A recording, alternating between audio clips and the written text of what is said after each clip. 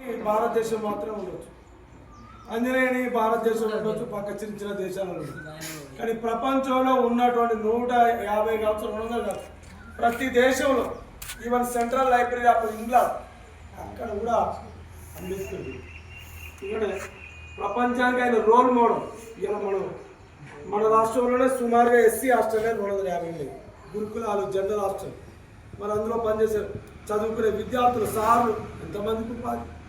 ఇలా ఏదైనా exam fee ఎస్సీలకు 450 టెట్ పడ్డది, మిగతా వాళ్ళకు 1000 రూపాయలు అయితే ఎస్సీలకు 700. ఎందుకు? ఆర్థికంగా సామాజికంగా వెనుకబడి ఉన్నాం. ప్రతి దాంట్లో బిఆర్ ఫీజు మీకు సభ్యుల బిల్లు వస్తుంది గవర్నమెంట్ ఎస్సీ మొన్న రాలేదా?